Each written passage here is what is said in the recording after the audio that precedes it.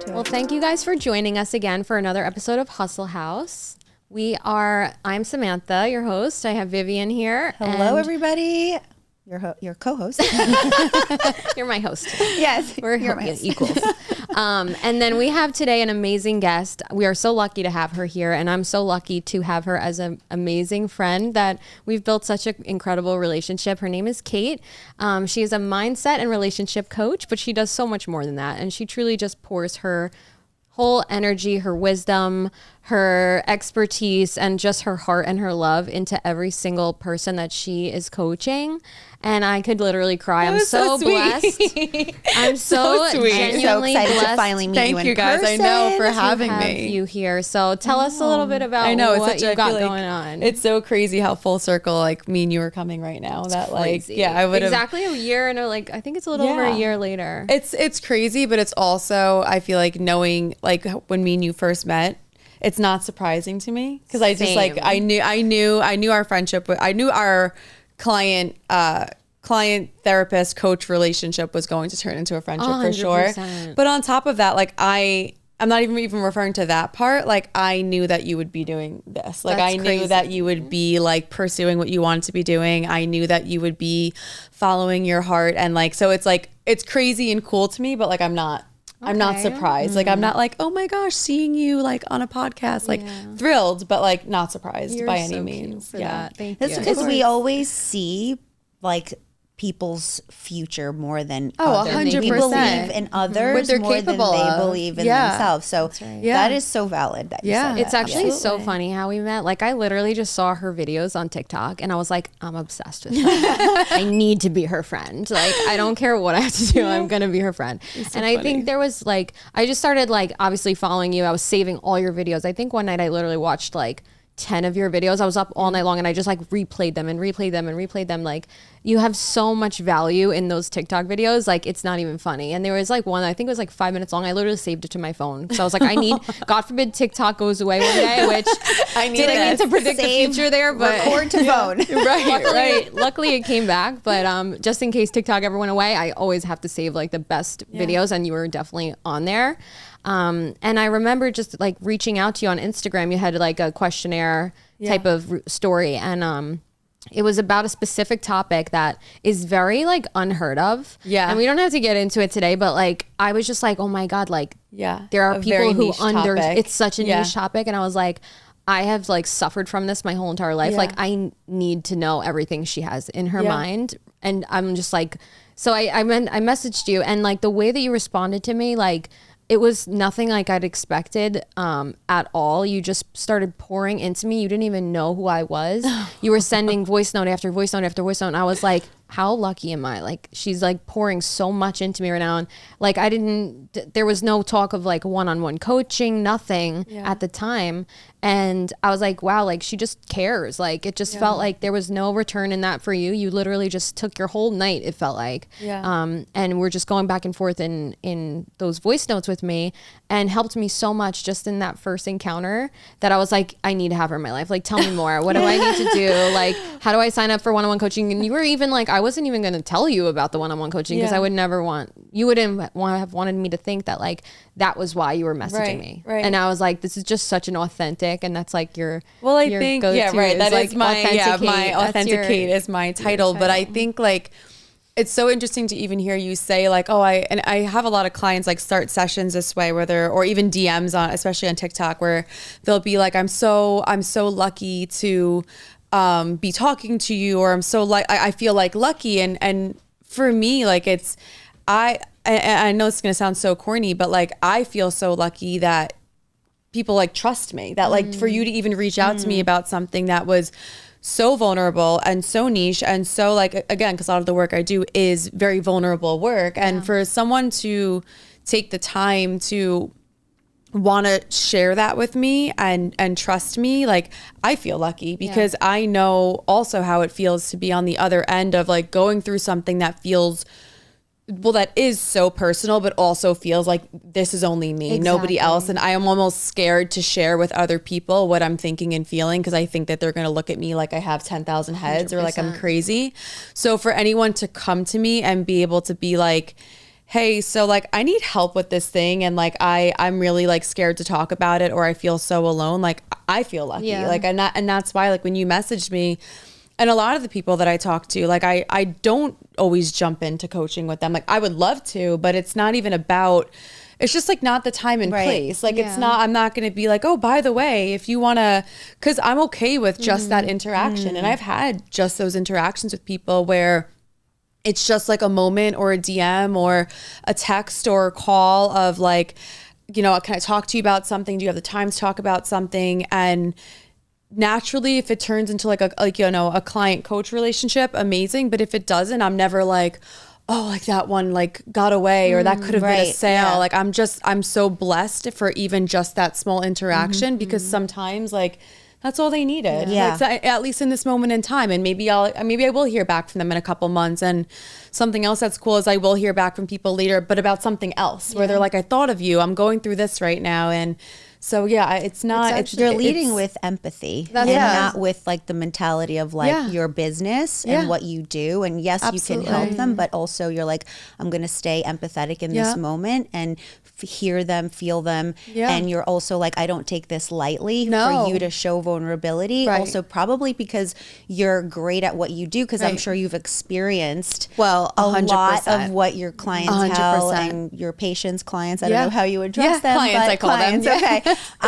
But that's leading with empathy and also not taking it, you're not taking it lightly. Like you're vulnerable in this state. I'm not going to sit here and try to sell you on my. I mean, it's actually, and I've said this since day one, and I still stand by this. And like, I've grown a lot as like a businesswoman now, and needing to learn like certain kinds of business ropes. Right. But to God, I genuinely got into this out of empathy and out of love and out of like desire of like, I need to do, like, I have this drive and I have this purpose. That's what is coming out of you. Yes, like, and you can sense that. It's like 100%. she cares. Yeah, 100%. And that is genuinely the most fulfilling thing in the world for me. And of course, we'll get into where it's hard sometimes as well, where I'm like, oh, wow, this is a tough career to have on myself emotionally and mentally. Like I've even shared that with you, but it really is genuinely all from love and empathy. And I know that the three of us like share the same goal of like, even with Jesus, that I'm just like my 100%. only, and I get emotional even saying that like I'm just my like a vessel, and I'm supposed to be here to help and to guide and to love. And I've been given this gift that makes that very easy and very accessible. And it's interesting because actually when I started my career, I wasn't like really into like, not into God, but I was very like lost in my faith. And I think as my career went on, it became more clear that it's like, this is like this is purposeful. Like this is not just, you know, like when we were saying before, this isn't just like a mental health thing. Like this isn't just like, oh, I want to be like a coach. Like, no, like it's, I actually grappled for so long with the title coach. Like I remember saying to my boyfriend, I was like looking up synonyms for coach, because I'm like, I don't want to be a coach. I hate this term. Like it felt cheesy. It felt also kind of like, I know coaches that should not be coaches. It felt like the therapist that didn't go to college. And I was just like, oh, I hate this term. And now it's a term that I'm just like very proud of. But yeah, it was all driven by like love and empathy for sure. And to this day, it still is. It's amazing that it's turned into a business at this point. And I always knew in one way or another it would. Yeah. But yeah, the love was the driving force. I was just going to say that like, that's why your business is going to be so successful, is because you're going into every encounter without like thinking about an agenda of like, what can I get from this person at all? And that is the way that Jesus led. And like, he's just like went around and like healed, because that's just what, you know what I mean? Like it's just the right thing to do. And you're because like, you're living in an image of God. So it's not transactional. It's not like, oh, can I get this client to commit for 6 months right now? Like it's genuinely, and I really am not just saying that. It's not about that. And like you said, even when I'm in sessions with people, I'm not like thinking about how this is going to put food on my table, or this is, I'm going to be able to buy this or go there or do this. Like it's not even a thought. It's not. Because I feel like when you focus on the importance of things and not the money, and plus also people are not stupid. Like they're you could feel sense when they're like, just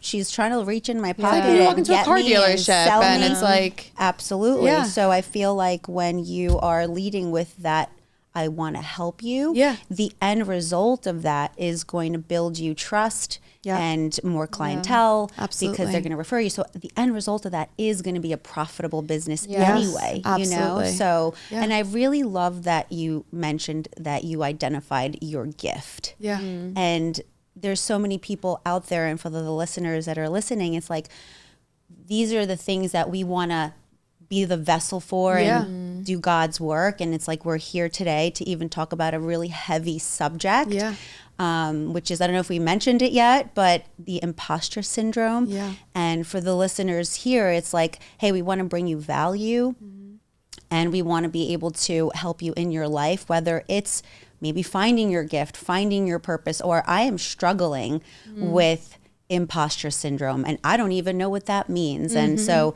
we're here. It's another kind of niche thing that's like, you don't sometimes even know what you're going through until it's like a title is put on it. And then you're like, oh my God, that resonates with me. Well, that's what I was going to say about it. And like, first, what you were saying about like the gift thing, like I do know for a long time myself, and I think we all do this, is we overcomplicate it. Like I think we look for a big grand purpose of like, what's my talent? Right. I'm meant to heal people, or I want to even though that's a part of the work that I do, I honestly never even saw it as like I'm a healer. I just saw it as like I'm a people person. Like that's my gift. Like I can really relate to people. I can really empathize with people. Like it doesn't have to be, I think you can get lost in the purpose bubble sometimes if you want it to be something big and grand, like I'm curing cancer or like I'm saving lives. But I think when you start smaller of just like, what am I good at? Like, what do I used to ask, when I was doing more like of like this like purposeful kind of work with people of like building businesses and stuff, I would tell them,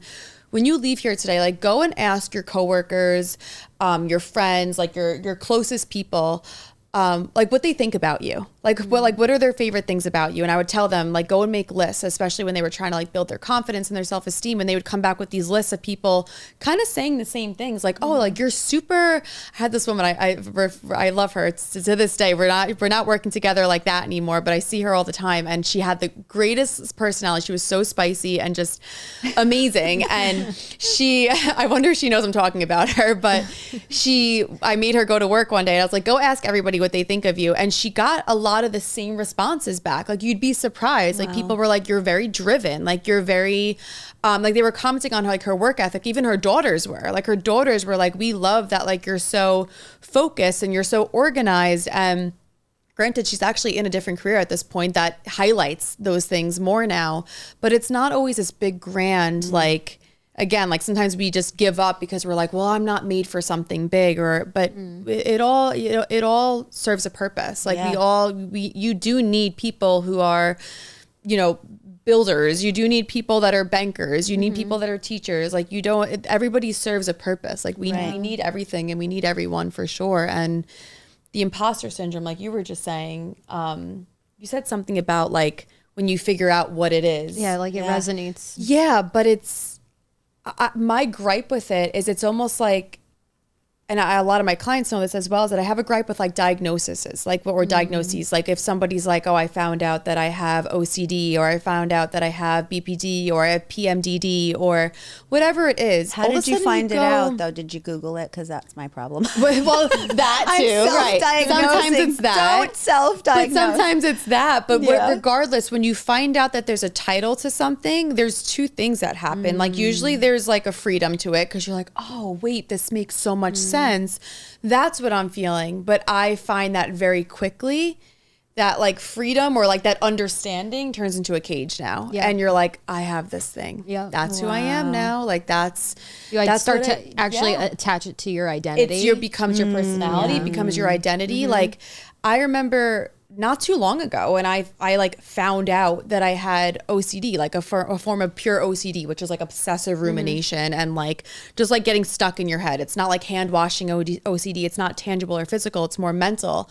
And when I found out that I had it, and like I went into like the right treatment for it, it was amazing. Highly recommend. But at first I was like, oh my gosh, like I almost cried tears of relief because I'm like, this makes so much sense. Like things back to like childhood made sense. Emotional things, mental things, fears. And I was like, oh my gosh, I feel like I finally found the thing that like I can fix this.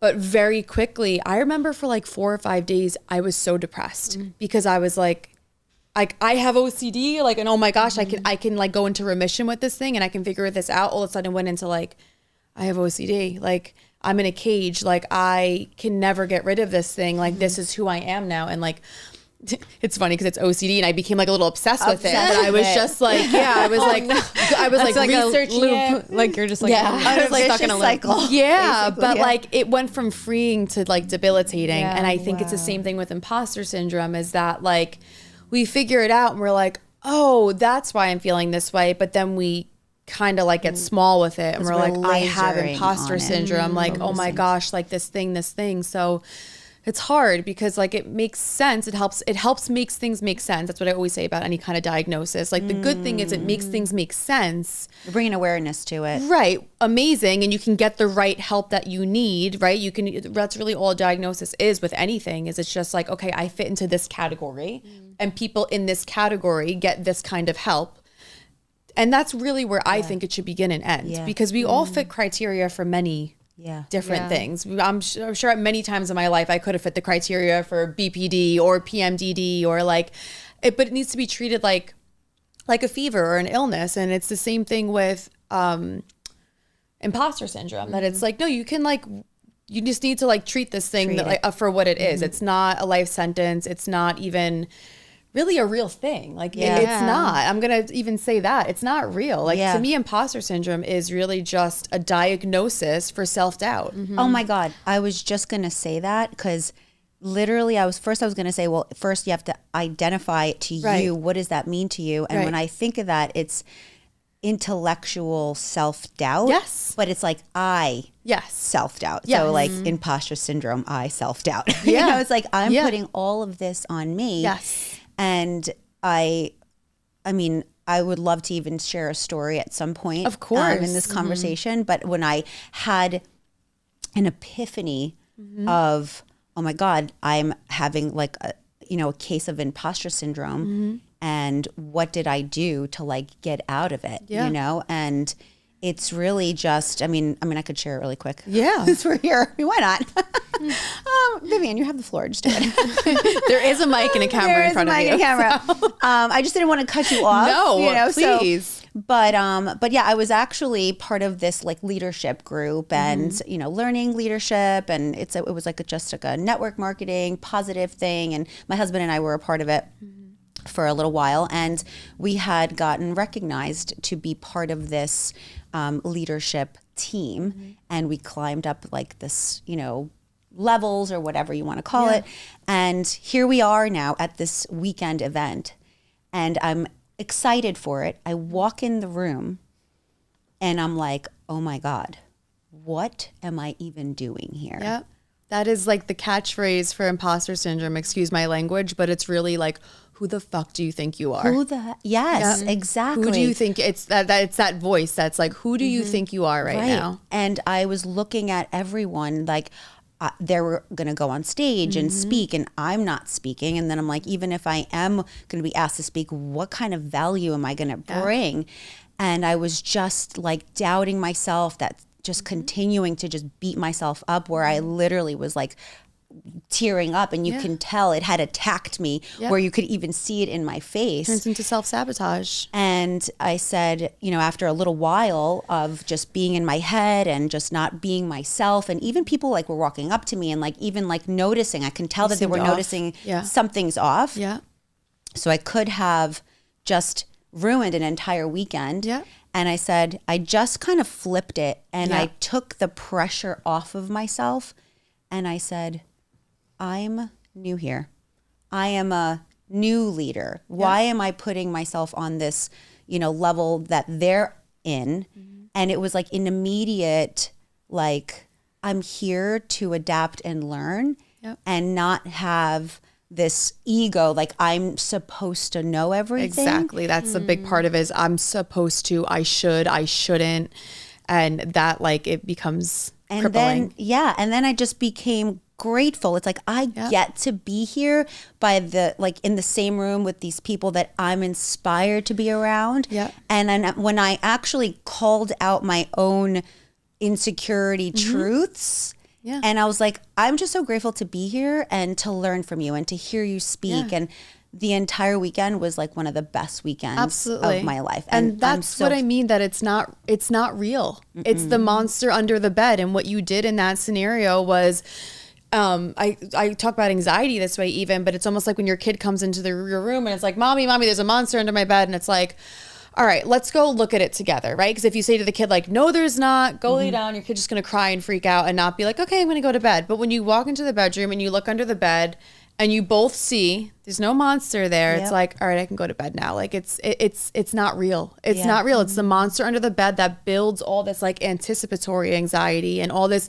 doubt. And then you pull the curtain back and you're like, oh, you're not even real. Yeah. You're not even real. And it's the hard thing about imposter syndrome, like you were kind of saying, that was that it's from you. It's from you. But I think you just have to allow yourself you have to be real and identify, okay, where is my lane?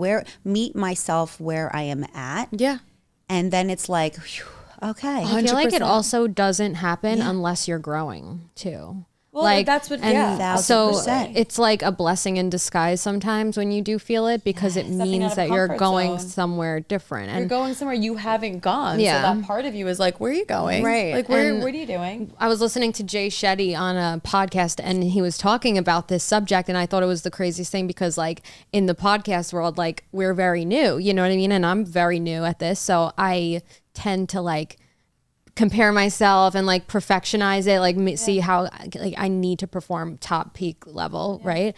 And to hear him talk about like how he felt it too. And meanwhile, I'm in my head like, how could I have a podcast when Jay Shetty's podcast exists? Like, what would my podcast ever do that his isn't doing? Like, and millions of other ones, right? But here we are, and we're showing up anyway and doing it, right? Because there are valuable things within us that deserve to be out there for the world to see. And then you're like, someone like him can feel it. Exactly. Then like no one is exempt.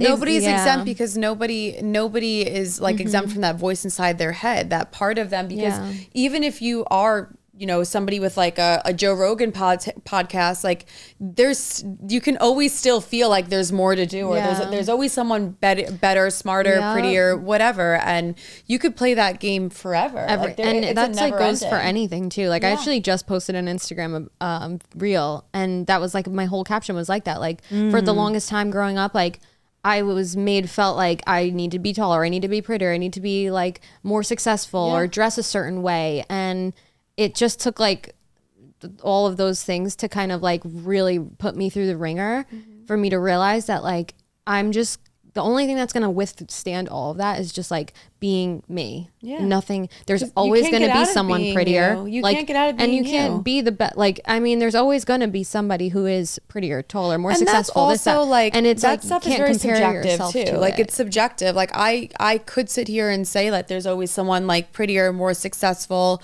you know, whatever, but also says who? That's usually according to like your insecurities, like your fears. It's like, because somebody else might see you and be like, no, I don't care that you have 15 listeners and they have 10,000. I like your work more. I like your work better. And even when I work with like, I started working with like new coaches and stuff, like helping people like not even just like become like a relationship coach, but find their niche and kind of help them build their own coaching business. And I had a girl who had her first client a couple of weeks ago, and she was going into her first session and she was like, I don't know, like, what if she asks me like this? Like, I don't know how to answer it. And kind of like you were saying, just like find your lane. I was like, and this is something I've always done. I'm like, just be honest. Just say to her, I don't know. Honestly, I don't know. I'm very new at this. And like, I'll do my best to find out that answer for you, like our next session. But like, I don't know. And I think it's like a freedom. It's a freedom for sure. And I think like,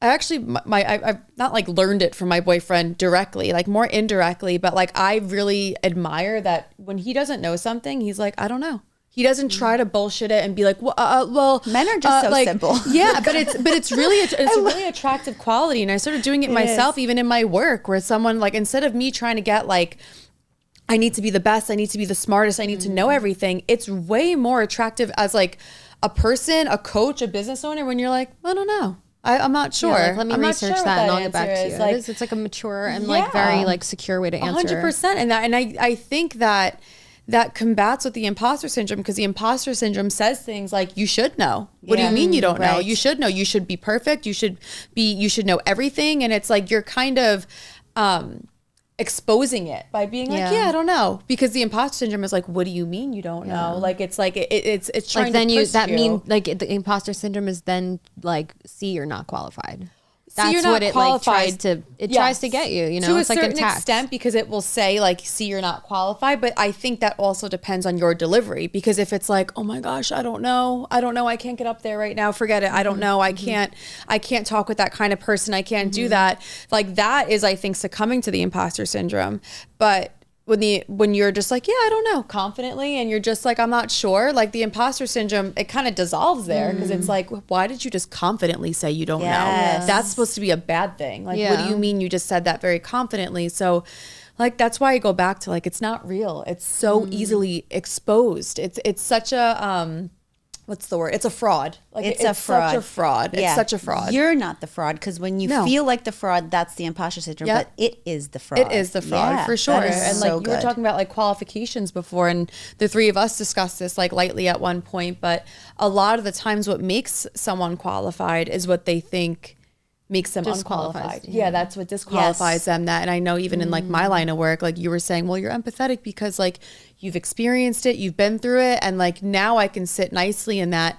But there's even times now, like if I'm going through something intense and then I log on with a client who's like going through the same thing as me, I'm like, there's times where I'm like, oh my gosh, like this is, you know, this is crazy, but it's what makes me qualified. Instead of being like, I shouldn't be here, like I'm going through the same thing as this girl right now, like I shouldn't be here. I'm just like, it makes me more empathetic and sympathetic in what I do, because I'm like, oh, I know exactly what you're going through right now. I can feel it, and it creates perspective where all of a sudden I can see me and her, and I'm like, oh, never thought about it that way. This is actually not a bad thing. This is not disqualifying. This is not discrediting. Like, this is a good thing. Like, this is what makes people connect, right? Like being in the same mental space as them, emotional space as them.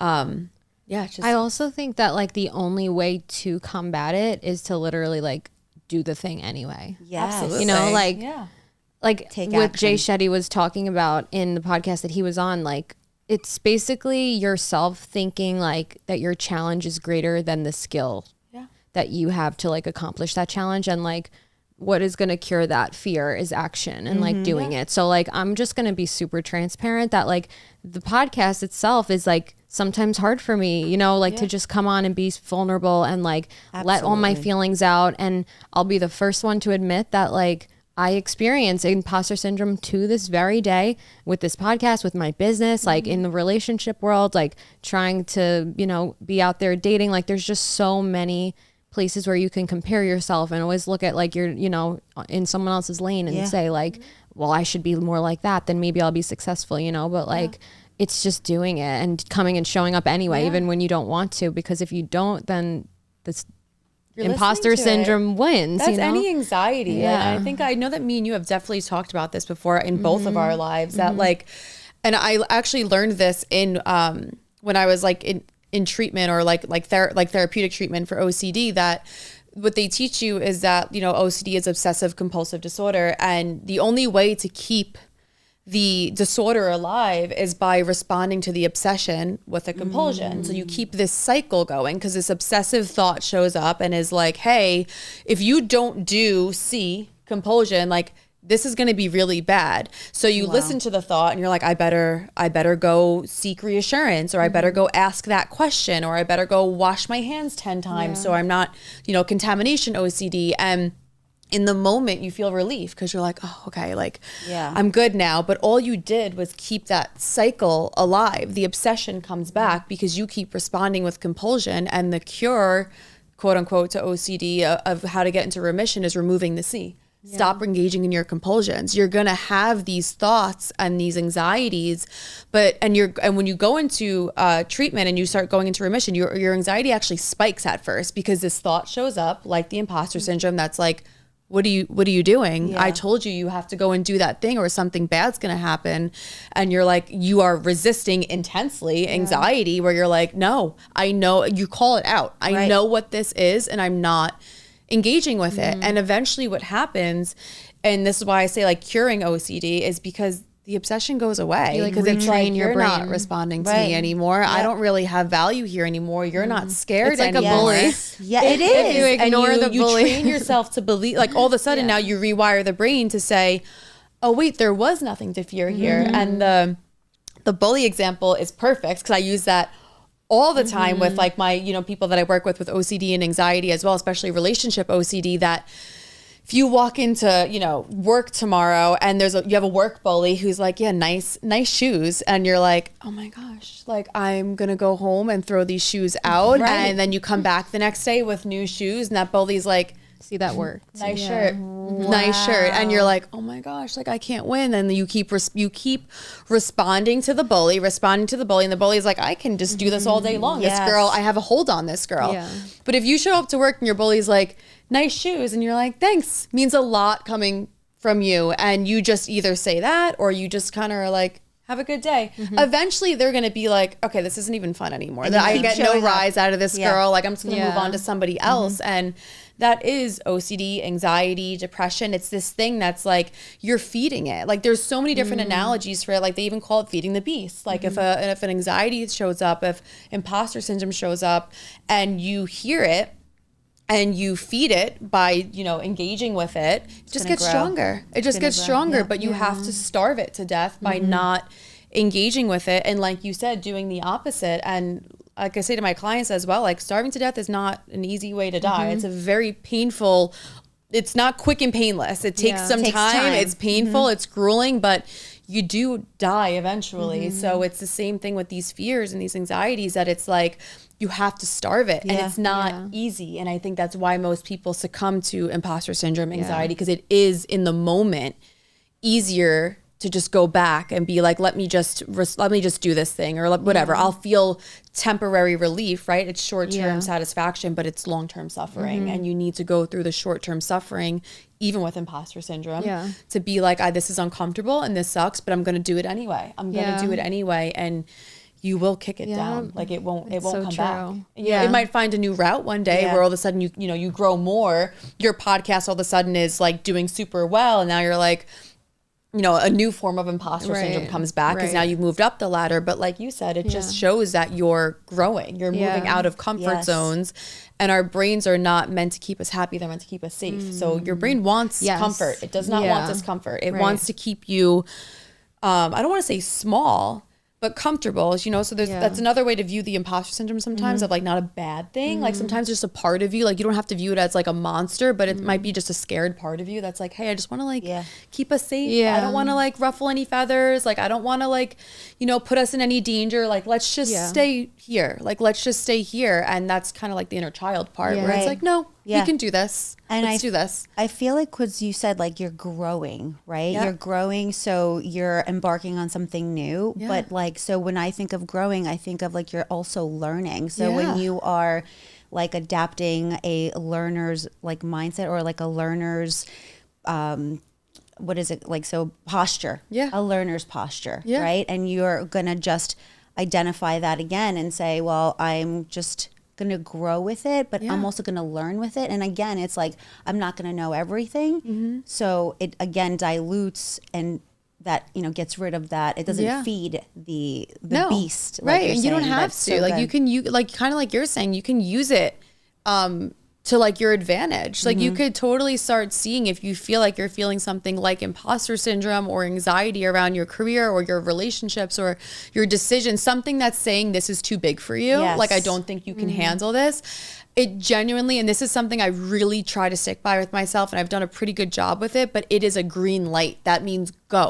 It doesn't mean stop. It doesn't even mean slow down. It really means like hit the gas right now, because like you're right there. Like this is a good sign. Like this is uncomfortable, but this is a good sign of like you're about to do something new, and you're about to literally like level up and go somewhere you haven't gone before, and so many other doors are going to open from this. Like you can use it to your advantage. It can just be like not this evil thing. It can just be a green light of like, oh like wait, a sign. These are growing pains. These are growing pains. Like this is a sign. This is just a sign of discomfort because this is new. New is good. New is growth. Like growth is positive. Okay, wait, this feeling, we don't have to fear it. It doesn't have to be like this intense, oh my God, I'm feeling so much anxiety. This is scary. Like, yes, but like almost view it as like getting on the roller coaster. Like when you get butterflies, like it's like, oh my gosh, this is scary, but this is exciting and this is fun. Like when you fall in love, when you're, jumping out of an airplane, like they're all the same feelings. Right. We just, our thoughts kind of change the perspective of the feeling. But it's like adrenaline junkies. They love the feeling of fear and like anxiety, and like it's a positive to them. So your perspective matters for sure. Absolutely. I mean, I think to touch on that too, like I think there's such a fine line, because as somebody who's like very emotional and I'm very empathetic, like sometimes things that have to do with my career like affect my emotions way too much. So like I think that there's maybe you can shed some light on like tying your self-worth to your achievements. Well, I was just gonna say, think that it could get blown out of proportion so easily if you're like prone to being like that. Like from the origin, like wherever that starts. Well, that, and even hearing you say that initially, what pops into my head, and this is with business, and this is even when I see this with relationships as well, you're attaching too much value you're attaching too much of your own inherent worth to your career.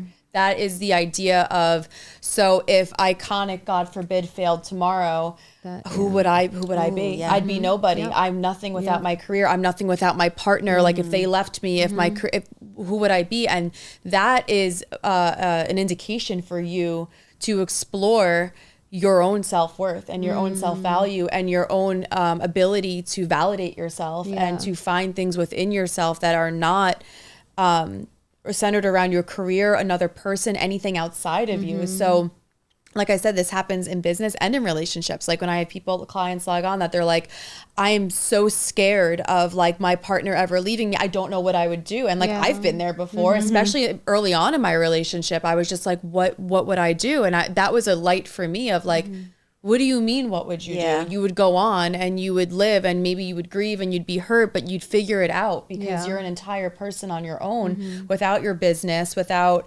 your relationship, without, honestly, even when you're a mother, you're still a person. Like you're something outside of that as well. And it happens in motherhood. People could develop codependent relationships. They feel like they are just a mom, or they're just a wife, or they're just a business owner. So it's an indication that you're placing way too much of your own inherent worth on that thing, and you're losing sight of your own value that's always there. Yeah, you're basically giving it an identity. That's not your identity. Yeah, and it's a part of you, which is amazing. And again, going back to like motherhood, careers, it's in no way am I saying like they're not important, but they're not who you are. And we've all heard the like it's either like a something on Instagram. We've all seen the quote or whatever of like, when you die, like you don't take that stuff with you, like when you're into the next life. Like you don't take your, your relationship with you. You don't take your job with you. You don't take any of your titles with you. Like all that you take with you is like who you are at your core, like your soul, like your essence, like were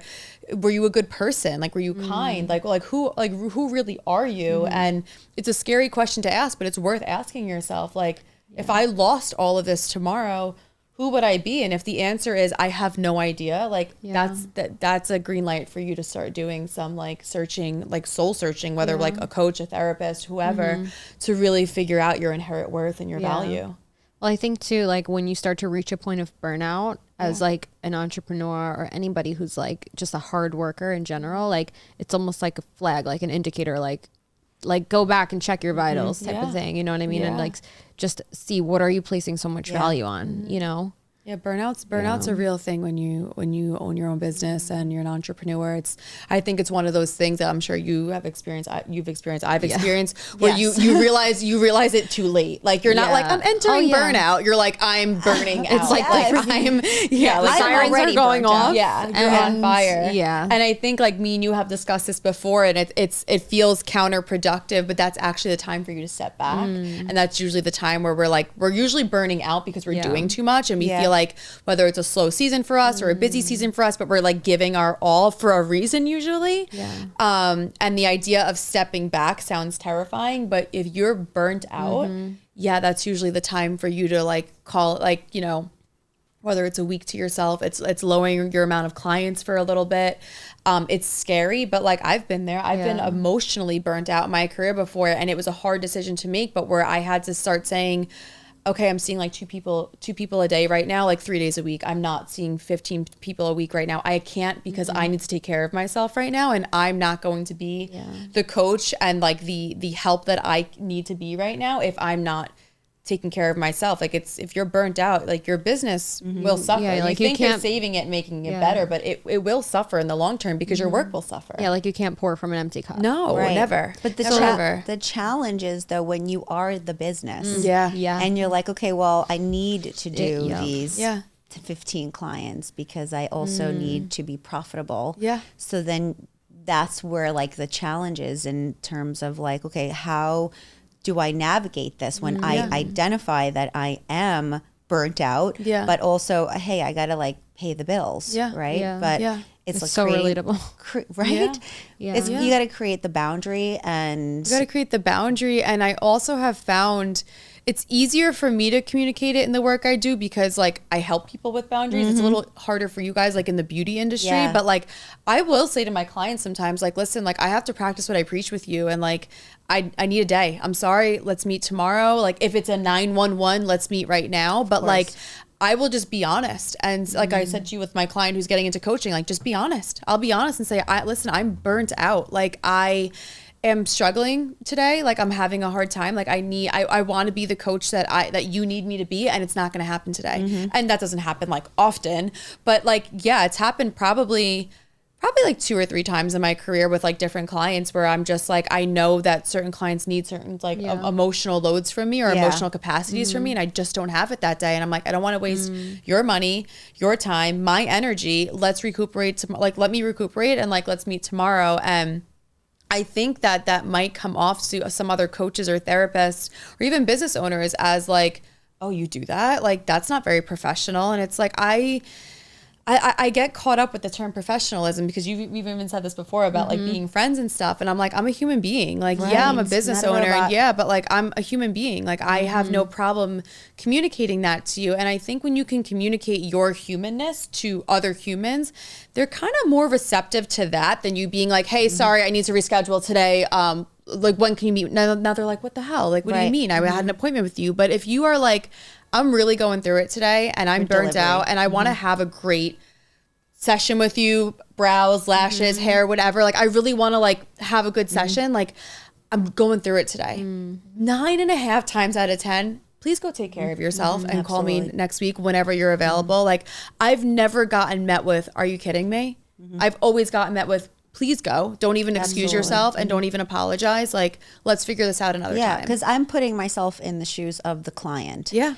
I would appreciate that because then I know I would be getting Samantha or Kate or Vivian in her best self that is going to perform and give me what I'm looking to obviously also pay for. Right. And I want to get the best value out of it. So I think it's the delivery of how you talk to your clients and being real. Like you said, you're human. Yeah. I'm not a robot.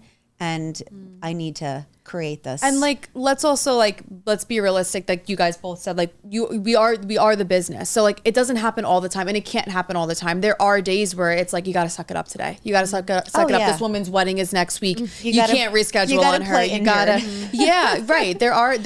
There's more times than not. I would say, like, I definitely don't want to make it sound like if you own a business that it's like, no, just be human. Course. Like there are days that you can't be. There are days that I was you just going to say, like, I don't even, there was like a time when I was literally like, I had gotten the stomach virus and I was like doing someone's hair and I literally just took breaks and ran to the bathroom and literally threw up and came back and was like, she was like, it's okay, you can just go throw up when you need to and come back. And I'm like, maybe I need to draw a couple of boundaries here. I mean, like it's I don't know. Like it's so hard for me to do I think anything like that. Like the objective would be like not getting to burnout. Like if you feel like that is how burnout is breathed. Yeah. If there's a day that like I feel like crap, but like I'm okay. Like I'll be like, I'll say to my clients on Zoom, like I'm meeting you guys from bed today. Like I'm in my sweats, but like I'm here. You know, like I have the capacity.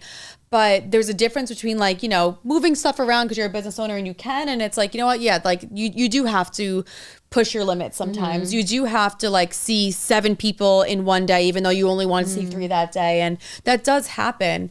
But I think it's just really being aware of your cues, like your cues of like, how do you know you're burning out? I know I'm burning out when I become super reactive in any relationship in my life. Like I just have a very short fuse. I get reactive. I get very emotional. I get very insecure, and I get very like fatigued. Like those are my cues. So if I catch one of those cues now, I try my best now to be like, okay, experiencing one of those. Time to step back before I'm experiencing all 5 now. And now the house is on fire. Like now I'm like, okay, you know what? Kind of had a short fuse today. Maybe it's a good idea I see 2 people tomorrow instead of 5. Like maybe let me see if a couple people can move some stuff around. And if they can't, I'll make it work. But that means Tuesday, really got to have extra time to myself. Like it's really being aware of your personal cues. Yeah. See, like I'm the first one to say like I'm taking notes mentally right now because same. I will wait till the house is on fire until all of them. And I'll be like, I don't know what's going on at this point. That's not like, I think what we've been taught is that like that's noble. That makes you a good business owner, that like you're willing to set the house on fire and still it's not like, and like even in like the relationship realm when I work on people with this with like codependency, that it's like they're willing to give and give and give until they have nothing left to give, and it's like that doesn't make you a good girlfriend or a good boyfriend. Like that's not a worthy quality. That's not something that it's like, wow, you're so good. You'll just give and give and give till you have nothing left to give. And it's like, that's your first mistake. Like that's not a noble thing. Like what's more noble is, again, like taking care of yourself. So I think as business owners, sometimes we find more value in being like, yep, I've been here for 15 hours today, like, and I'll be back for 12 tomorrow. And people are like, it's like wow, you martyr. worked so hard. And it's like, but what about you when you go home that night and like maybe on the outside you look like you're working so hard, but you're burnt and you're anxious and you're just like. I also think like a big part of this is like learning to that, especially imposter syndrome in general, like it's not something that like you can cure and will go away. You have to kind of like evolve with it and know that if you are experiencing it, that you're experiencing like a new level. It's like anxiety. And being comfortable, almost like being, like it's always an option. Same thing with, that's why you when I said like curing OCD, I said with like quotations, because you can't you can like learn to like live with it, but like conquer it in a way. But you just know like it'll probably be back at some point. Otherwise, you're not going anywhere. You change your relationship with it. You change your relationship with the imposter syndrome, with the anxiety. Like again, like you can't cure anxiety. Like there's no such thing as curing anxiety. It's like it's a feeling. Like you're susceptible to it. We're all susceptible to it. So with the imposter syndrome, there's no way to say like, oh, you're cured. And like I said with the OCD thing, like you can't say to somebody you're cured of OCD. It's like, no, you're not showing signs of it anymore. Like you're cleared, you know. And with anxiety, people who suffer with bad mental health disorders, like they're not free of anxiety. They've changed their relationship with it, and therefore they experience it way less intensely now when they do experience it. So with the imposter syndrome, like it's never going to go away. I still experience it. To this, I experienced it literally last week. I got invited to lead a retreat somewhere, and I don't know yet where. It's going to be in November last year, but by somebody that I followed, like an influencer that like I admired and I thought was fantastic. And she's like, hey, I'm hosting a retreat. Do you want to lead it? Like I want you to come and offer your work. And I was so excited, and I am, but I have to tell you, when I got the email, I still haven't responded to her yet, because I read it and I'm like, oh my gosh, like I'm gonna lead a retreat, like and she's like, yeah, flying you out for free, stay is for free, you get paid. And I'm like, instead of being like, oh my God, like at first obviously, but I'm like, oh no, am I like me? Like I don't know. I don't know. That's a lot. Like it's that's big. It's out of your comfort zone. Yeah, but it's changing again the relationship, that I'm like, I deserve this. Like she's reaching out to me because she sees value in me and in my work, and she wants me there, and like, you're qualified. Like stop, change your relationship. I was just going to ask you, like, for people who do experience this and are kind of just like stuck in that hamster wheel of like not being able to escape it, or like feeling like they're like in quicksand and they just can't get out of it. What are some like healthy coping mechanisms that somebody can like tangibly practice, whether it's like affirmations or just like catching yourself speaking negatively and like rewiring that part of your brain? Or like what would you say is something that like someone could do at home? So you're actively experiencing imposter syndrome, and like you said, you feel like you're like wrapped up in it and it's not going away. There's a couple different things I would say. The first thing that I don't think is easy, but that I'll say anyway, is like really like rebuking it, like saying no, like no, I'm not. Like, and that's something I learned like through like Christianity, even of just being like, no, I'm not. And that regardless of what your religious beliefs are, like something shows up in your head and it's genuinely just saying, no, I'm not accepting this. I'm not identifying with this. Now I know that's easier said than done, because that's what I wanted to throw that out there, but I know it's not always that easy of like, oh, okay, I didn't accept it. It's gone.